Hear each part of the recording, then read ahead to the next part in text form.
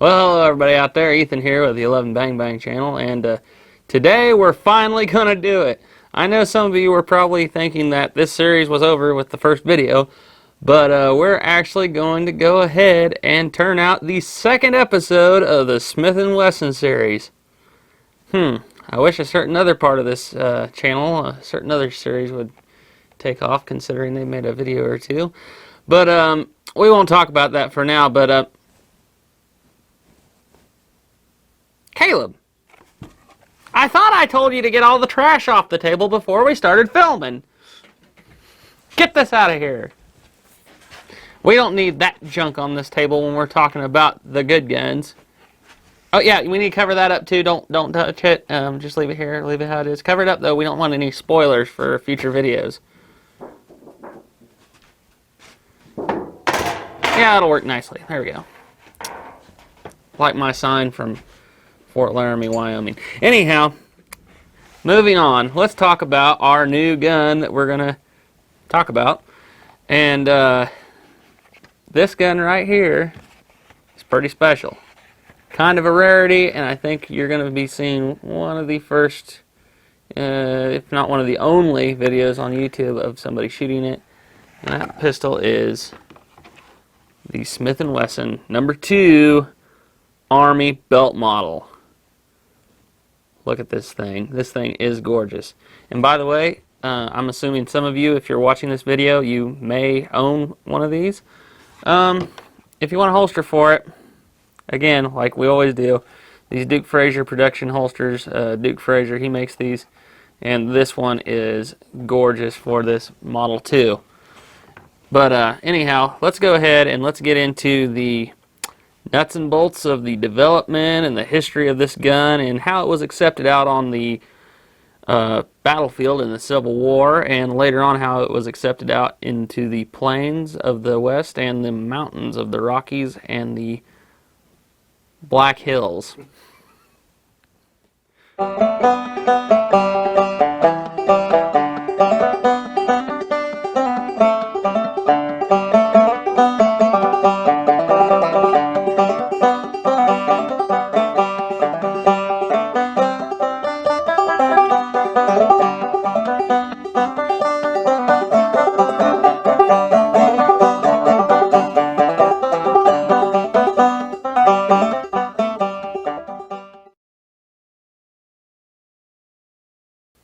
Alright, so I guess to start with the history of the Smith & Wesson No.2, and that is the correct designation for the gun. It is the No.2, not really the Model 2. Model is something that Smith & Wesson is going to put in front of guns later on down the road, but for now it's the No.2.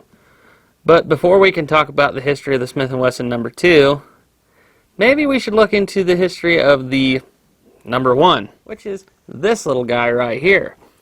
And for those of you who are curious about this gun, I'm not going to go into detail on the history of this pistol in this video because I've already done that in another video, and if you want to look it up, it's just the Smith & Wesson, and I actually called it the Model 1 in that video, even though this is really the No.1. But yeah, that's this gun right here, and this was really Smith & Wesson's first commercially successful gun right here. These things sold fairly well. They sold 110,000 of them during the years of the Civil War, and one of my subscribers actually sent me a comment, which I would love to find some sources on it, where they actually said the reason these were used so much during the Civil War is because they were used by soldiers and ferrymen and people of that sort for rodent control.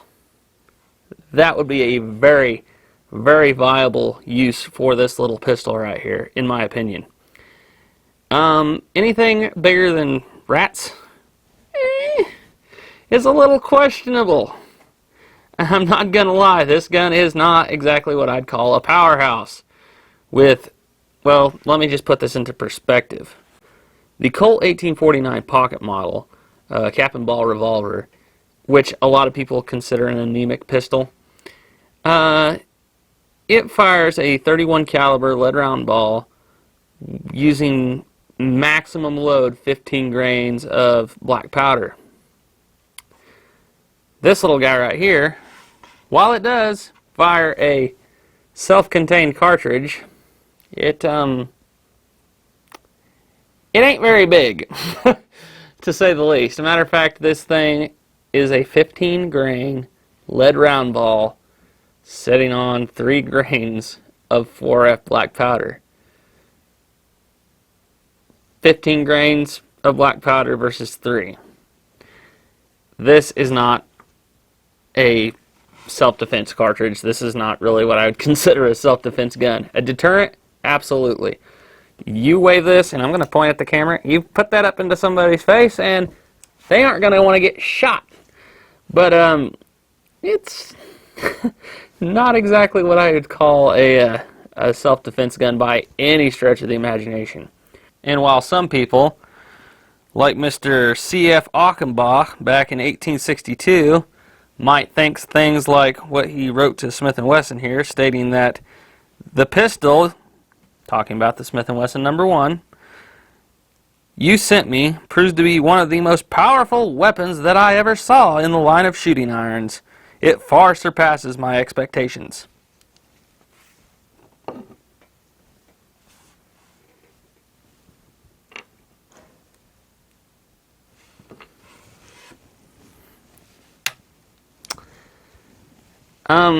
Mr. Achenbach, I'm not meaning to question your experience in the realms of the shooting irons that you're talking about, but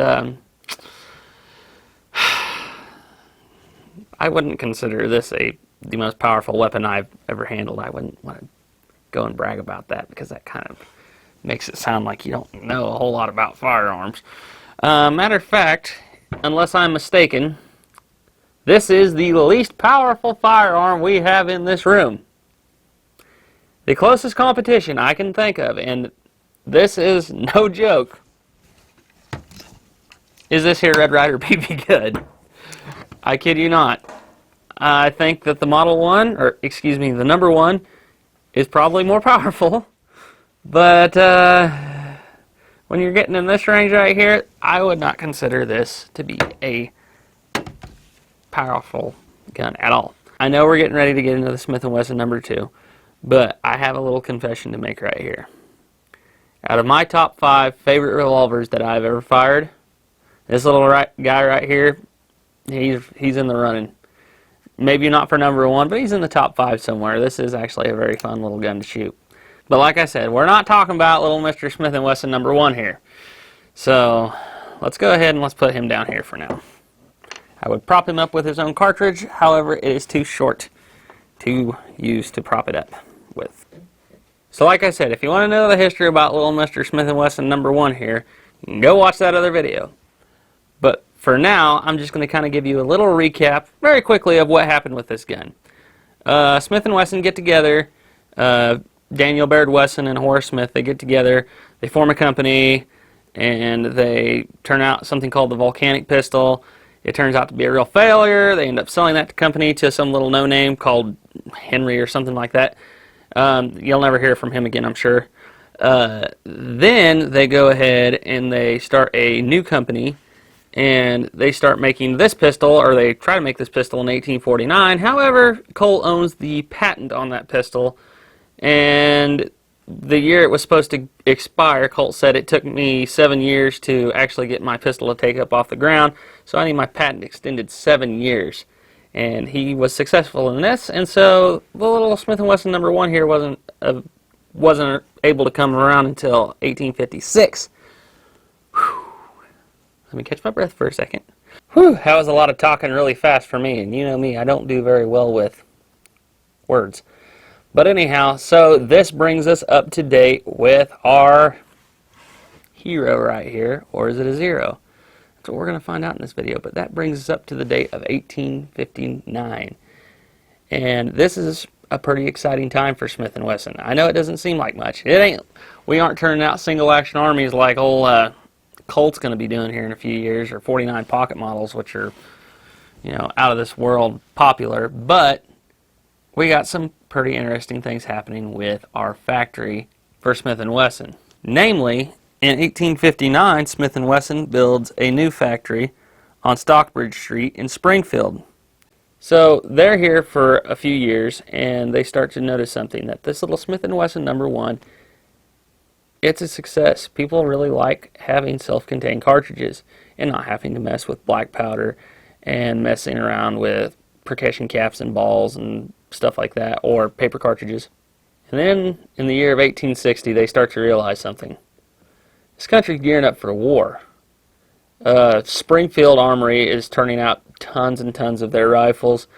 Enfield over in England, they're turning out lots and lots of their Enfield rifles. And then there's, Samuel Colt, who's going and he's selling pistols to the Union, and then he's sneaking over and selling a few pistols to the Confederacy, which, nothing wrong with that. He's being a good businessman, but, Smith & Wesson has decided that they're going to take a shot at this. And I'll tell you right now, there ain't nothing wrong with that. And they are primarily focused on the Union military. Namely, just focused on the Union military. And they're trying to get some contracts together. And they're realizing that nobody really wants to outfit anybody with a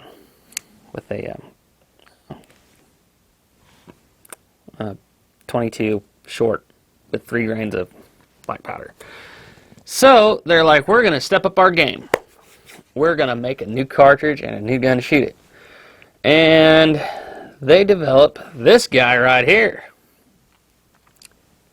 the 32 rimfire.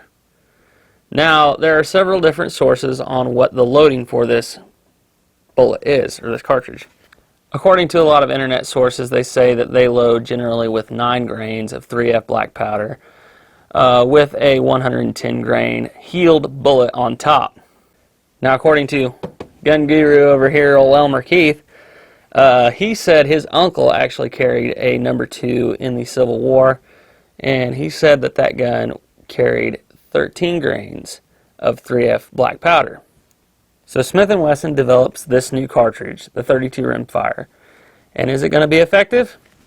I don't know. We'll have to do some testing with it.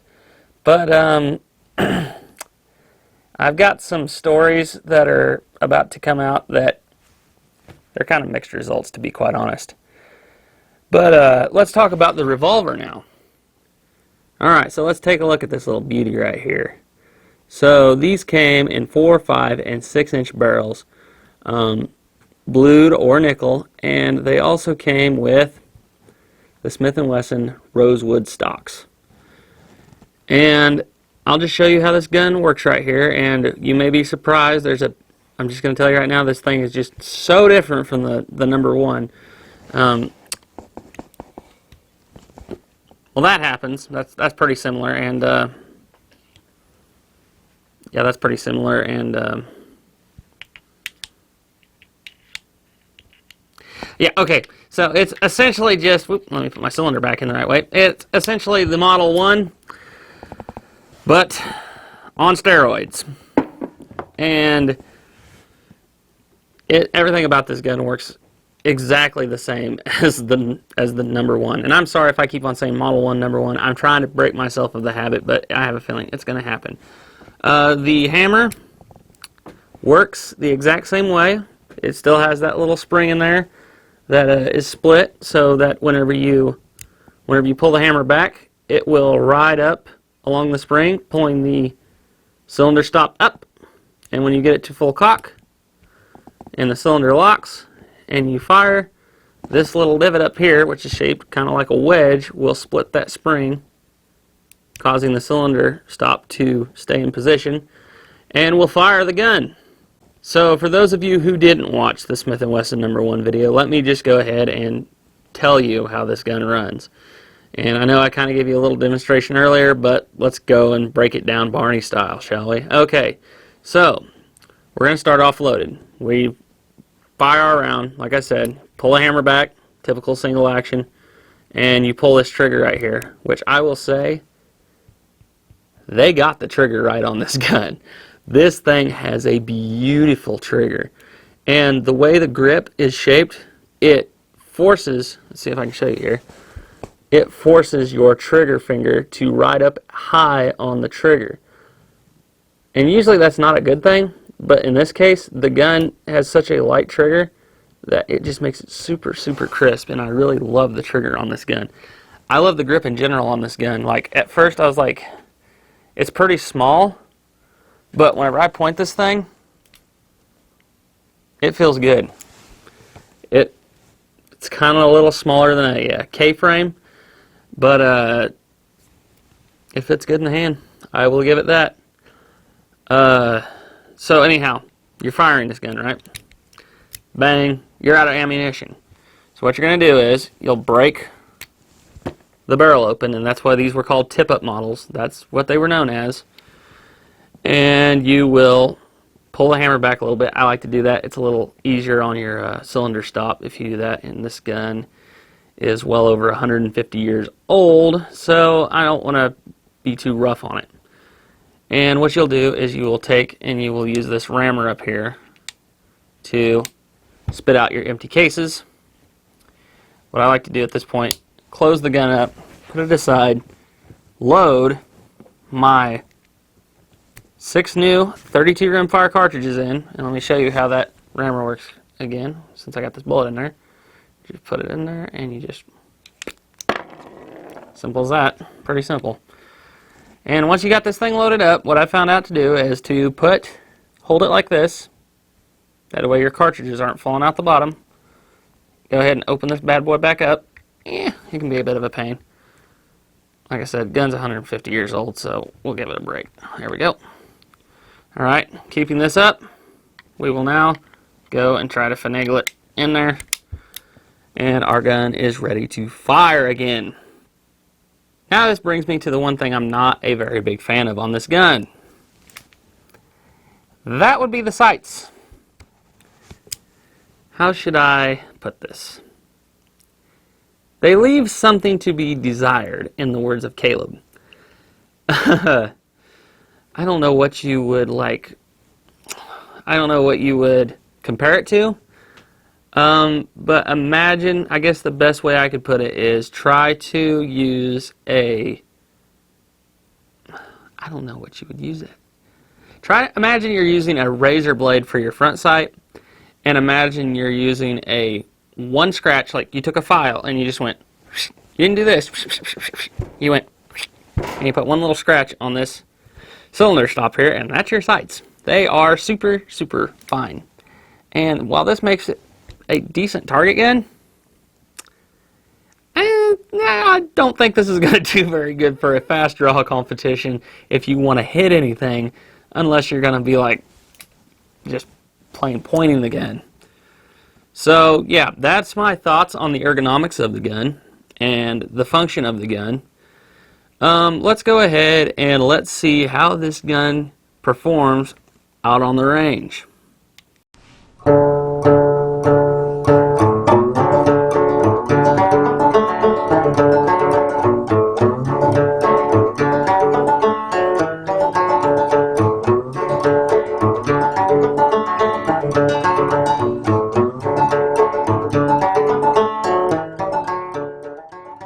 Alright, so we're out here on the range with the Smith Wesson No. 2 tip-up model. And we're going to fire a few rounds out of this thing, and we're going to go ahead and load her up right quick. I'm going to show you me loading this gun up, just so you can see how it works. Just like I was demonstrating earlier. See here, get my cartridges out of this vest pocket. I like to tuck the gun up under my arm and go ahead and drop in my cartridges like such.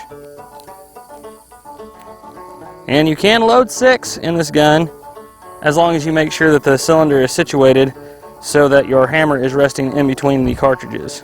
Let's go ahead and let's drop this bad boy in. Do that, and I'm going to put my eyes and ears in right quick.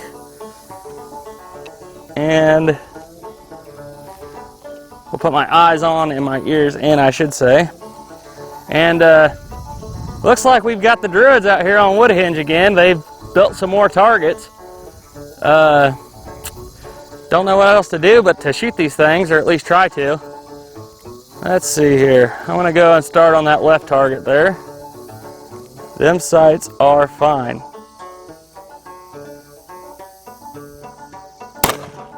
Little high.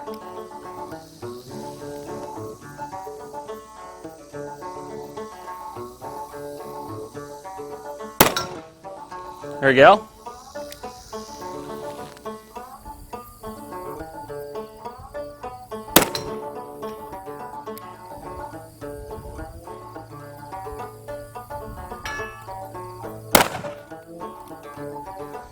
The sights on this gun are almost non-existent.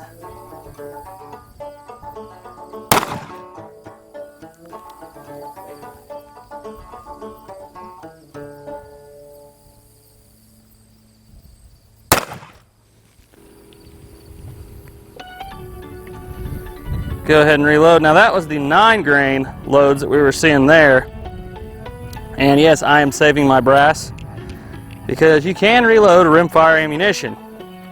Just a little different than reloading centerfire. And I'm saving this brass, and we're going to go ahead and we're going to try the actual Elmer Keith style loading, which is what he said his uncle carried, which is, if I can get him out of my pocket here, a 13-grain load of black powder of 3F. So we're going to move the camera around a little bit here. I'm not even going to show you loading this one up because it's just like it was last time. And we'll try some different targets here. Alright, let's see what we can do here at this little closer range right here. Ooh yeah, them got a little bit more pop to them. Whoo! Oh, I pulled that one. That was my bad. Wow. I've got one more of these rounds, but I want to try it, use it for something else. Namely, to see what it does to a water jug at close range. Because if you remember, we tried the Smith Wesson No. 1, and the results were not very good. But we got a 2-liter soda pop bottle here, and we're going to go ahead and we're going to shoot it with this thing at close range with a 13-grain load, and we're going to see just how well it does against that target. Alright, so if you remember, we actually did a test kind of similar to this with the Smith & Wesson No. 1 and the 49 pocket model. And let's just say that the results were kind of less than stellar for the old Smith & Wesson. And today we're going to see, though, if we can make that look a little better. Now we are loaded with the Elmer Keith load of a 13-grain charge of 3F powder with a 110-grain bullet. So let's go ahead and let's do this.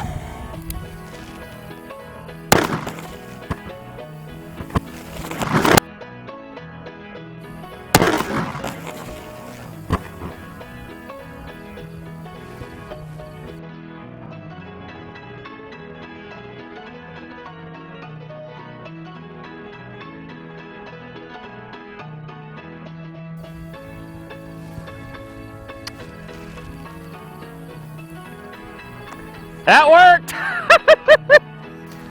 So here we are looking at the damage here, and as you can see, there's our entrance hole. See if the camera can get that. And this thing actually hit with enough force to split out the back. So thank you, Elmer Keith, for giving us that little bit of information on how to make this thing semi-viable. Is it very powerful? No, I'd say we're maybe right at 32 pocket model range, or excuse me, we're probably right at 49 pocket model range. So we're back from the range, and I'm going to go ahead and we're going to go over the pros and cons of this gun, and then kind of what my thoughts are on whether or not I would carry this in the Civil War or in the expansion out west. So things I like I mentioned before, that trigger. That thing is awesome. No recoil. Like, if there was any recoil, it's very mild. Super comfortable to shoot. But now let's talk about some of the things I wasn't a big fan of. Namely, the sights. The sights are pretty horrible. let's just put it this way. Caleb's back there laughing because, and we had to cut this because Caleb was back there laughing, because he knows what I'm talking about. You can be sitting there looking down the sights on this gun. He'd be like,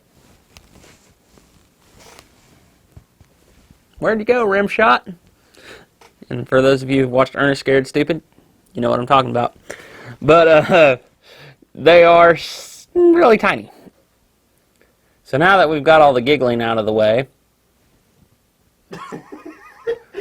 for now, let me talk a little bit more about these sights. I guess a pro with them would be is that they could make for some pretty fine target sights if you have time to sit there and aim. A matter of fact, according to this Major John B. Thompson, he wrote that on an 1873 stagecoach trip from Fairplay, Colorado Territory to Denver, he said, and I quote, "I carried a .32 Smith Wesson pistol with which I could, at that time, hit the size of $1 every time at 40 feet. Now, first of all, are we talking about like a dollar bill or a silver dollar? I'm assuming that's what you're talking about. I don't doubt it. I really don't. This thing is, like I said, feels good, no recoil, excellent trigger, target sights. Definitely not combat sights. Oh my goodness, I cannot imagine being like, I'm fearing for my life. Let me try to take a precision shot. Let me get my monocle. So yeah, I could imagine they would be used as target sights, but I would not want to use them to make a precision shot, especially considering how low powered this .32 caliber cartridge is. Shot placement is going to be everything, and in a stressful situation, that would be hard to do. So let's go ahead and let's talk about this .32 caliber cartridge and its power, or should I say the lack thereof. You're basically getting pretty close to 49 pocket model standards out of this 6-inch barrel. So there is that. I will say I think the 49 pocket model is effective enough. Evidently it was by all the accounts of guys who had used them. I think this would be, with proper shot placement and not too far of a distance, this could be decent enough to get the job done. Funny thing is, I've actually got a personal secondhand story about this cartridge and this pistol, actually, from my grandpa. Matter of fact, last night I was at church and I was actually carrying this gun because I've been doing some research on it, and he'd stopped me. He's like, "What are you carrying?" And I was like, "Oh, I just got this .32 caliber Smith Wesson No. 2 revolver here." He goes, "Oh." He goes, "Yeah, I've seen one of those before. Matter of fact," he said, "I used one once." Like, really? How'd it turn out? He said, "Well," he said, "I had to put down a horse." And he said, the horse was kind of sitting there and it had its head kind of halfway up. And he said, my boss handed me a Smith Wesson No. 2 and a .32 rimfire to go take care of the horse. He said, I went out there about 10 feet away, cocked the hammer back, pointed the gun at the horse's head, pulled the trigger. The horse shook his head a little bit and looked at me like, "What was that for?" So we had to get a little more firepower to actually put the horse down, because he said he was not doing good and that .32 rimfire did not do the job. Now, I don't know what kind of cartridge he was using. I know there are some smokeless cartridges that came along later that were super, super low powered because people are so terrified of blowing these guns up, and rightfully so, because they're kind of rare. So let's go ahead and let's talk about this gun's usage in the Civil War, what people thought about it, the people who carried them, and beyond. You know, when people are going out west and they're needing a pistol and they got a Smith Wesson No. 2, and what they thought about this gun. So to start things off with, let's talk about old Elmer Keith here, in which he states that his uncle carried a Smith & Wesson No. 1.5. Now, the reason why I think he's actually mixed up here and his uncle was actually carrying a Smith & Wesson No. 2 is because he states that the pistol that his uncle had was made in they started production of that pistol in 1861. They didn't start production of the Smith & Wesson No. 1.5 until 1865. and he talks about that there were 77,000 of them issued to Union troops in the American Civil War. And funny thing, that's how many Smith & Wesson No.2s were issued. They didn't issue that many Smith & Wesson No. 1.5s because in 1865, the year the Smith & Wesson No. 1.5 came out, war's over. Well, I guess if they really ramped up production in January, you know, you might get a few out, but you ain't going to get 77,000 out unless you're, you know, hush you.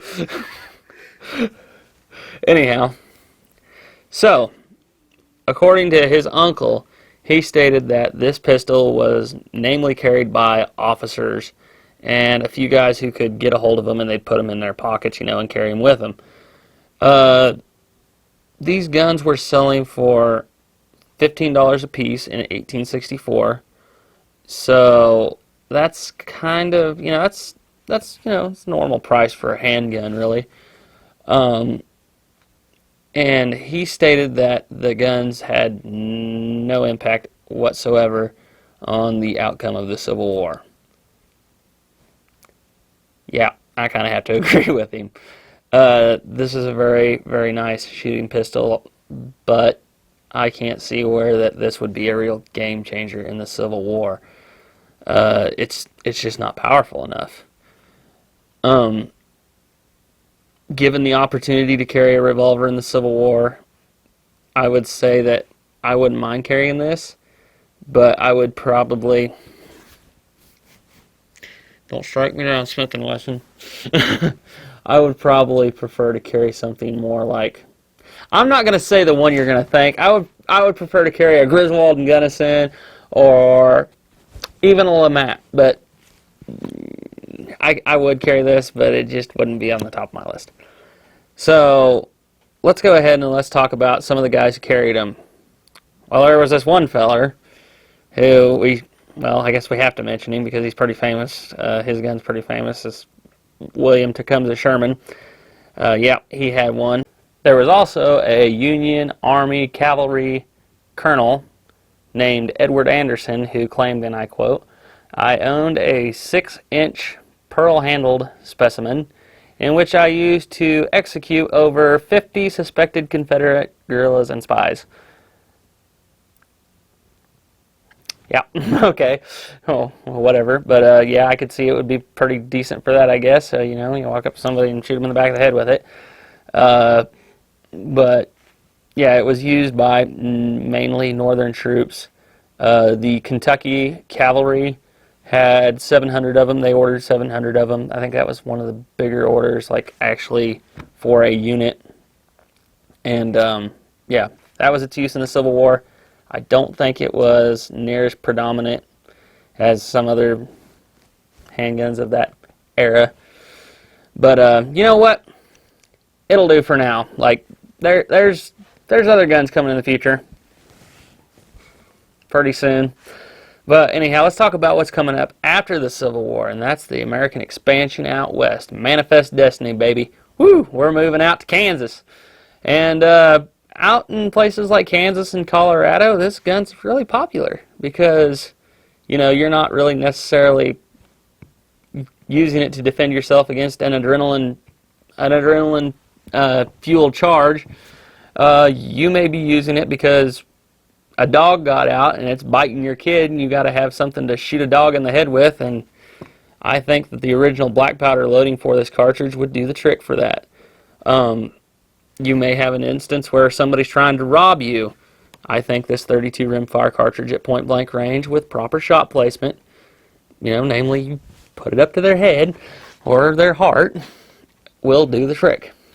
And the cartridges for this gun, I should add, were $1.45 per 100. So not too bad, really. You could get a lot of practice with it, like I said, and you could make it a pretty decent target gun. Matter of fact, a year after the Civil War ended in 1866, a guy was leaving for a stagecoach trip from Leavenworth, Kansas to Salt Lake City. His name was Hepworth Dixon, and he wrote, "The new arm of the West, called a Smith & Wesson, is a pretty tool, as neat a machine as for throwing slugs into a man's flesh as an artist in murder could desire to see." Buffalo hunter Henry Raymond mentioned that in 1872 he traded 2 pistols to Joe for his Smith Wesson No.2 and $4 to boot. Now, these guns were very famously carried by George Armstrong Custer. He had a brace of them. I'm not sure if he actually carried them or not, but he had a brace of them. And one, oh, what was that guy's name? Old Kansas boy. Oh yeah, Wild Bill Hickok. Yep, he had some too, and unfortunately, that was what he was carrying on him whenever he died in the No. 10 Saloon in Deadwood, South Dakota. Just went and saw that place. Kind of cool. Yeah, so this gun is actually pretty popular out west, and I would say if I was going out west, yeah, I think this gun would be fine for me if I was a gambler or a settler or really anything. This little pistol right here wouldn't hurt to have with you. But and I would say that this pistol would be perfect for going and putting in your pocket. Only problem is it's a little bit long, and we need to fix that. So in 1865, see if I can get her down here without knocking everything down. Smith & Wesson updates the No.2. Let me introduce you to the Smith & Wesson No. 1.5. This pistol is going to come out in 1865, and it's going to be sold as the pocket model. And it's chambered in the same cartridge, and it's just a 5-shot, but it's really the same pistol. A few minor differences that make it a little bit better. But you know what? I'm not going to go into that right now. That's for the next video. Well, to end this story up with, let's talk about what ends the story for this pistol here. And ironically, it's another Smith & Wesson. Yep, that's right. This pistol did pretty well up until the year of 1869, when there's a new boy on the block, and he's a big boy, and he's chambered in a caliber known as .44 American. That would be the Smith & Wesson No.3. And this kind of put an end to the little Model 2, or excuse me, the No.2. And so, with an official production number of 77,155, but with one known model having a serial number of 88,699, production halts on the Smith & Wesson No.2 officially in 1871. And by 1874, Smith & Wesson has officially sold off all of their inventory of this pistol. They have bigger and better things to move on to, and to be quite honest, so do we. But that pretty much ends this story up. So if you liked what you saw here today for some weird reason, please be sure to hit that like and subscribe button, and maybe even that bell notification button. And until next time, thank you for watching. Trust in God and keep your powder dry. And bye, Smith & Wesson. Bye.